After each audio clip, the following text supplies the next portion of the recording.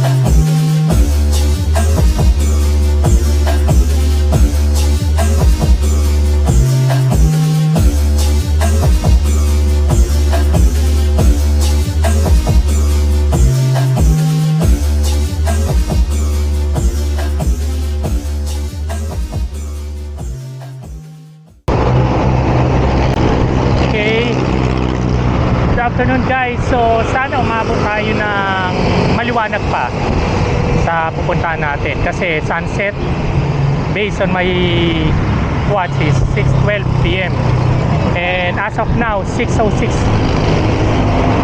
PM na. So meron na lang tayong 6 minutes hanggang Pasig. So kaya natin yan. So pero syempre extra careful pa rin.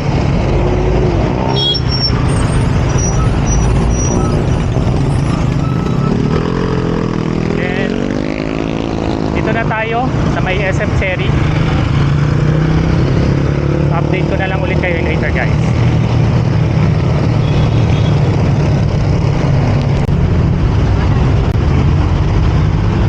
Okay, what's up mga kamarse. So nasa McDo na tayo. Nasa time check 6:18 PM. Buti na lang malakas ang jeep motor at rinig na rinig tayo. So nasa McDo na. So actually sobrang traffic, kahit bike nata-traffic na rin. So takbong kalma lang tayo, mahirap din magmadali for safety reasons din kasi. So basta make sure lang na lagi natin tinitingnan yung mga dinadaanan natin. So I'm not sure kung dadaan ako sa bandang Ligaya kasi for sure is traffic doon. Pwede rin ako mag ano nga ba yun? De La Paz, sorry nakalimutan ko. So pwede mag De La Paz, doon ako umikot. Tingnan na lang natin kasi kailangan ko malaman kung saan ba mas maluwag ang daloy. So update ko na lang ulit kayo guys later. Thanks. Okay, good evening guys. So time check 6:37 PM. So inabot na nga tayong gabi. Oh no! Kasi sobrang traffic. Dumaan tayo sa Ligaya. Actually sa De La Paz is traffic din, siksikan. So sa Ligaya ko na lang naisipang dumaan para kahit paano nakakasingit tayo sa bangketa. So as of now, nandito na tayo sa floodway. Let's try to check.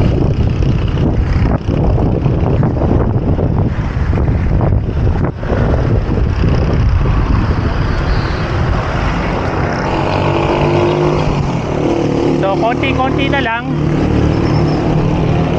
makapunta na tayo doon sa ichichika ko sa inyo. Pagpasensya nyo na ang kamarsin nyo kasi hindi ako nakalis kaagad dahil oops, sobrang init kanina.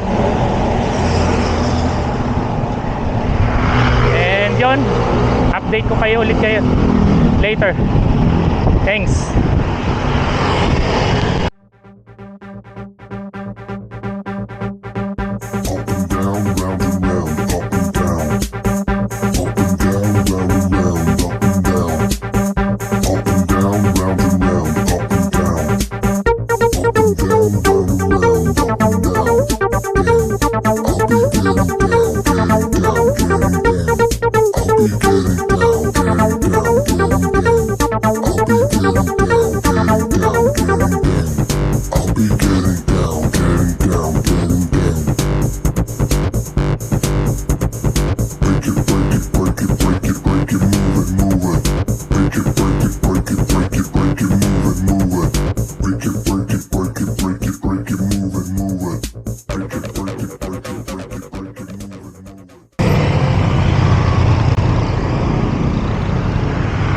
Okay guys, so malapit-lapit na tayo.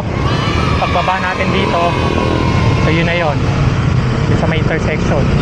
So mga Pasigueño, malamang alam nyo na kung ano yung pupuntahan natin ngayon, kung ano yung isisikan natin. Siguro tatawid lang tayo ng konti dito ng slide.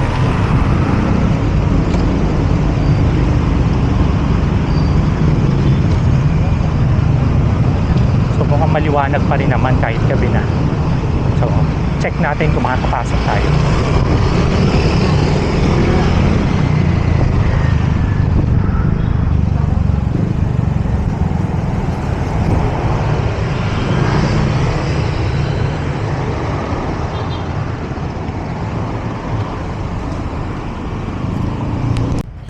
Okay guys, good afternoon.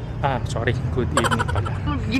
Masyado kasi na traffic ako. So, talagang medyo nahirapan bumiyahe dito. So ito na i-chika ko sa inyo guys, lalo na yung mga Pasigueño, pero ito sa mga hindi pa nakakalam. So ito yung place, actually ito yung rainforest ng Pasig. Meron dito mga jogging, actually nag-inquire ako, pwedeng mag-jogging dito hanggang 9 PM. Tapos ang mga visiting hours lang, yung parang gagala is more on hanggang 5 PM lang sila. I'm not sure kung 8 or 9, pero yun.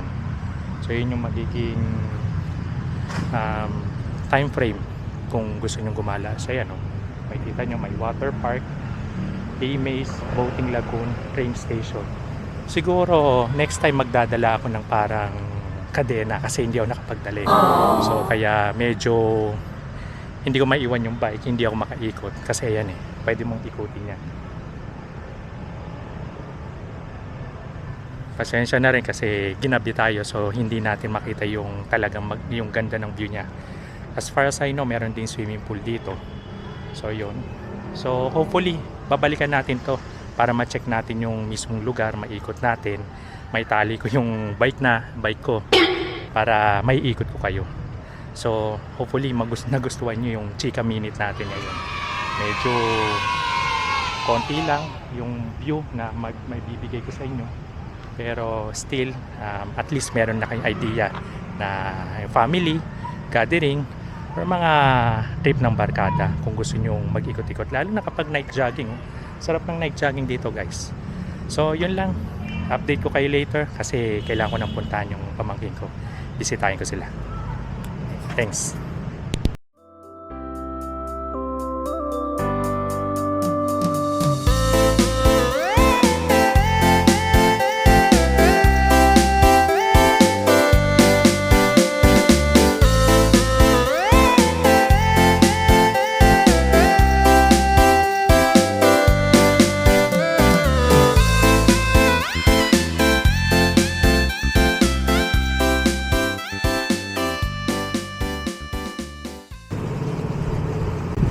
Okay. Good evening mga kamarse. So nakalisa tayo sa rainforest. So ang landmark niya is nasa likuran lang siya ng PCGH, which is Pasig General Hospital. Yung Pasig City General Hospital. So napaisip pa ulit ako kung PCGH. So yun. And then pagbaba nyo kasi doon sa intersection na bandang baba, bandang floodway kasi yun. Then makikita nyo kaagad nakabungad siya. Then may receptionist din doon, yung napagtanungan ko. So sa mga budgeted dyan, so maganda puntahan yun guys. Actually nakapunta na ako, I'm not sure kung thrice or twice pa lang, pero nung mga nakaraang punta ko is maganda na eh. Ano pa kaya yung ngayon na mas nag-improve? Shout out Mayor Vico, maraming salamat dahil ang laki ng na-improve ng Pasig. Though may mga na-improve din naman mga few days. So in between lang din, pero at least na-improve unti-unti ang Pasig. Kumbaga hindi siya na naging stagnant. So yun lang so far yung update ko sa inyo ngayon. And then dadaan pa kasi ako sa pamangkin ko. Siguro update ko kayo later pag pauwi na ako. Bisitahin ko lang sila kung kamusta na ang buhay-buhay nila. Yun lang guys, samahan nyo ulit ako maya. Thanks.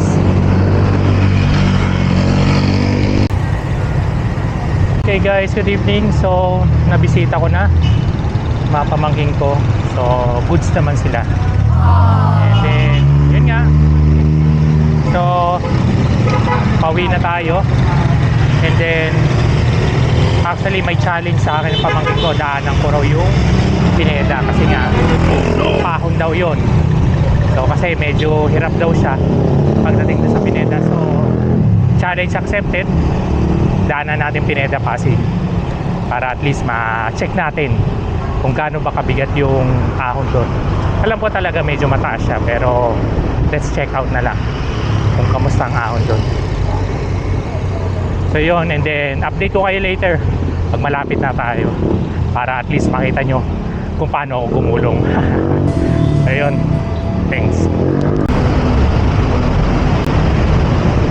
Okay guys, so ito na yung Pineda. So ito na yung aahunin natin. So reserve energy Miko, so ito yung challenge mo.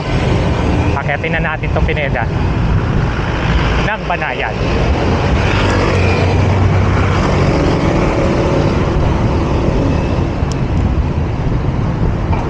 So as of now, nagre-range siya ng 3%.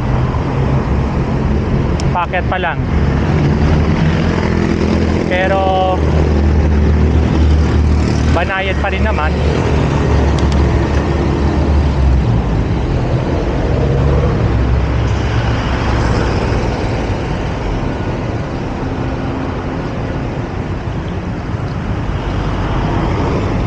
So meron pala ditong pondo na. So goods na pala din dito.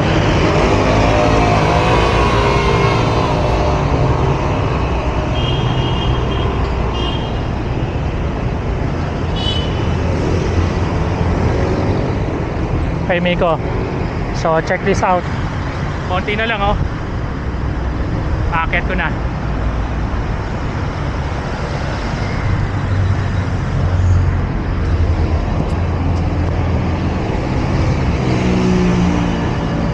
So far takbong pogi lang naman tayo. Oh my God! Wow! And then kaya naman ratatin kasi hindi sa ganun ka haba. Hindi katulad sa Antipolo. Though may hingal ako kasi nga pinersa ko ng konti.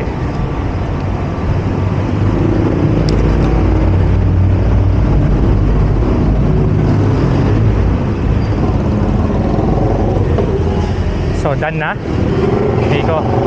So ikaw naman, challenge ko. Mukhang goods na goods naman yung ahon doon. Parang banayan lang siya. Nag-range lang siya ng 3 to 5 or 6%. And update ko ulit kayo later, guys. Okay guys, so nandito tayo ngayon Capitol Commons. So chismis ko lang sa inyo yung lugar.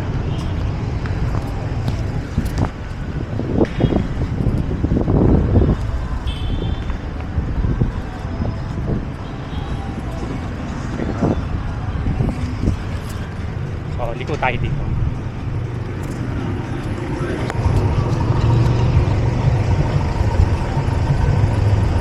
Tatawid tayo doon sa kabila. Okay, good evening guys.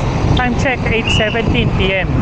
So eto, kakalagpas lang natin Rosario, Pasig. So daan natin sa ilalim ng floodway papuntang Marikina Bridge. Tama ba yun? Not totally, parang mali yata. Floodway Bridge siya, papuntang bound to Marikina yung way natin. Yun.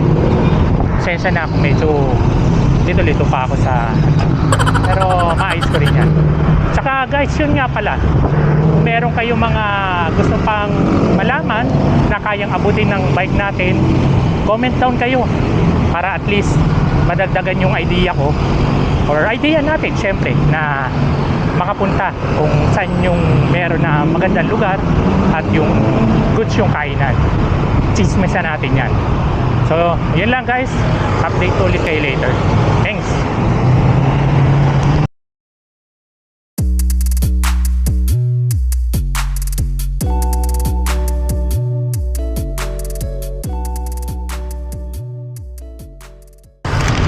Hey guys, good evening. So mapapansin nyo, napadaan muna ako dito sa Burger King.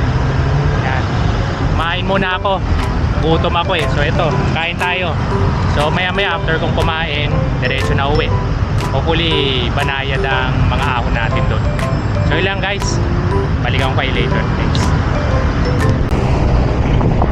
Hello, good evening guys. Time check 9:20 PM. So hindi na ako nakapag-update sa inyo nung umaahon ako. Dinerecho ko na simula doon sa Burger King Marcos Highway hanggang dito sa Kogyo Gate 2. So far banayad naman, so nadiretso natin yun. Tsaka syempre nakakain ako ng 2 burger, carbo. So dagdag lakas talaga.